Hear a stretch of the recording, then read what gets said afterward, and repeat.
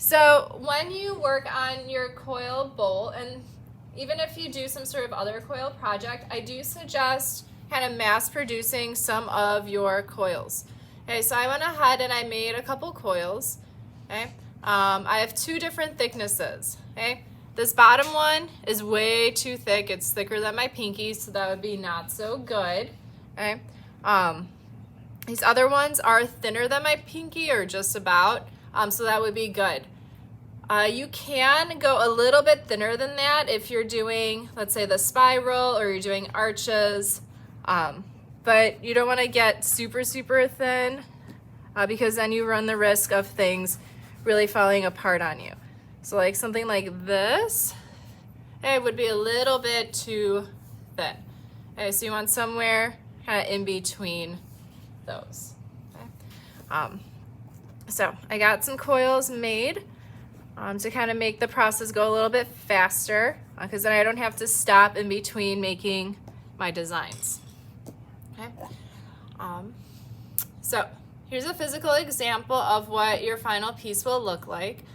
So you'll have your coils visible on the outside, and then the inside will be nice and smooth. Okay, this one's a little rough on the inside, but that's okay. That's the general idea. And when you're working, you're gonna start by working in this bottom center and working your way outward. Okay, so that way you're able to really fill the space properly. As far as what you're gonna be building your bowl in, we've got options. Okay? So we have these blue bowls. Then we also have these white ones. Okay? They're roughly the same size, but the shape is a little bit different. The blue one is a little bit more rounded on the edges. The white one is a little bit more straight. Okay? But overall, they're about the same size. If you're feeling extra, I do have some larger bowls. So this is almost like a really big soup bowl or ice cream bowl. Okay? More like a serving dish. But then I have something like this that's more like a pasta bowl. Okay? So if you want, you can definitely do one of those. Okay? But for the most part, students have just been working on our two basic ones. Okay? You'll have oodles of time to work on this. Counting today, you'll have about 3 classes to work on it. Chances are it might not take you the whole time. Okay, some of you will work faster than others, and that's totally fine. But the idea is, if you finish early, you will make a second bowl. If you finish that one early, you'll make a third bowl. Okay? Yeah, so you're gonna make lots of bowls if you work quickly. Because I really want you to be working the entire time. I don't want you to be done the first day and then sit around for 2 classes, okay? Because that's not cool.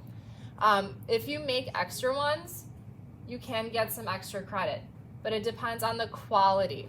Okay, so it's not just quantity, it's about the quality. So if you just rush through and do a sloppy job on all of them, you're not gonna get that many points. The points of extra credit might make up for how sloppy your original one is. Okay, so that's kind of how that works. Okay, questions? Okay, so to start off, when you get your bowl, I am going to do a little spritz of baby powder, which is just pure cornstarch. Okay, I'm just gonna do a little squeeze of it inside your bowl. Okay, not a ton, just a little bit. And the cornstarch is just going to keep your clay from sticking to your bowl. Okay, in the PowerPoint, the examples I have there, they're using that plastic bag. For what we're doing, we're just gonna use the cornstarch. Okay, so when you get the cornstarch, you'll kind of swirl it around with your fingers. Okay, and you're just slightly coating the surface. Okay, it might not look like it's sticking, okay, but a thin layer is sticking on the edges. Okay, and then whatever's left over, you can go to the garbage can and kind of empty out. But you'll have this nice thin layer of cornstarch. From there, you'll be able to just start. Okay? So I'm going to maybe try to recreate my first sketch idea. Okay, so I'm starting in the center. So in the center, I have just a little ball of clay. Okay, so I made that. I'm kind of pressing it down so it's a little bit flat so it doesn't move around on me. And then from there, I have the little arches. Okay, so with my clay, okay, I'll be able to form my arches,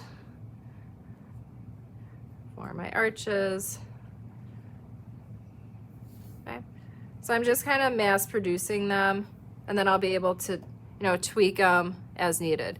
If you see that your coils are cracking, you can spray them a little bit with water just to get rid of those cracks and kind of smooth them out.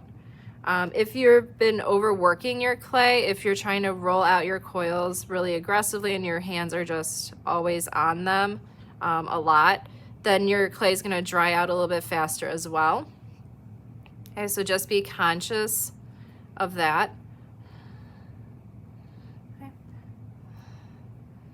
We've got a few of my petals made, like so. Okay. Okay, so if I were to just stick these on like this, okay, what major step am I missing? You can tell me. What am I not doing when I attach clay to clay? Anyone? How does it stick together? What's our... I heard somebody say slip. What else do we have to do? Score. So you have to always score and slip. Okay, so that's really what's going to keep all the things together. Okay, so to kind of make everything fit a little bit better, I'm just using one of my clay tools. I'm kind of cutting a straighter edge where they'll join. Just back for a second, I thought you were whispering the answer. Oh. Okay, I'm gonna score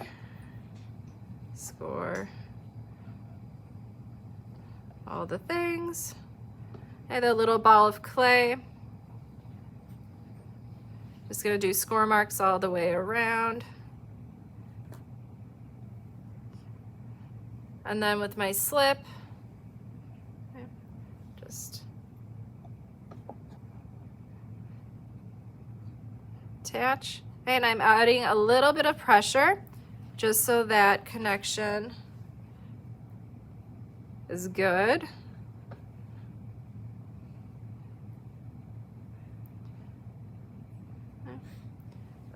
Make one more to get a nice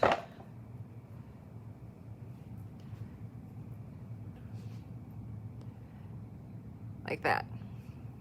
Okay, so scored, slipped, apply a little bit of pressure. Okay, so there I have my beginnings of my bowl. Okay, from there, looking at my design, okay, I have little balls of clay kind of in between, but then I also have these long green curved ones. So I'm going to actually start with one of those. Okay, so I'm just taking my straight coil. Okay, I'm kind of forming it into the bowl shape. Okay, it got a little wonky right there. So what I can do is I can gently take it out, blend that curve.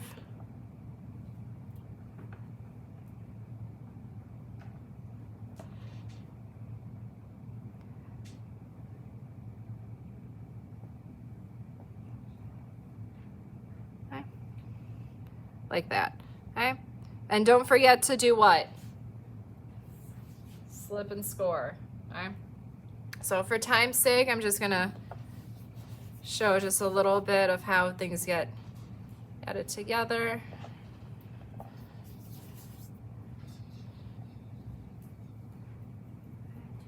That. Okay, and then, you can alter my design a little bit as I'm working. okay, which is totally fine. Your design that you have in the end doesn't have to be identical to what you sketched out. So because you're working with a space, okay, things might not necessarily fit how you originally intended, and that's totally fine. Okay, so I'm just kind of adding. I have that general idea, but then I'm kind of improvising a little bit as I go along. Okay, so now that I have a few of my elements down, I'm going to go ahead and start smoothing the inside. Okay, so smoothing the inside is going to do a few things. One, it's going to help keep everything sturdy and together. Two, it's going to compress the clay. Okay, so make sure that there's no weird air bubbles or prevent cracks. And three, it's going to make your bowl watertight. Okay, meaning if you put liquid in it, it's going to stay in there. It's not going to seep out through random holes. Okay, so you can definitely see, like in between the petals, okay, I have holes there. So if I were to fill this up, everything would leak. Okay, but by blending my coils, I'm getting rid of that empty space. Okay, so just like with the little sketches we did, you're kind of smushing the clay from one area into the next, blending from one area to the next, so that everything stays together. Okay. So if I were to take this out,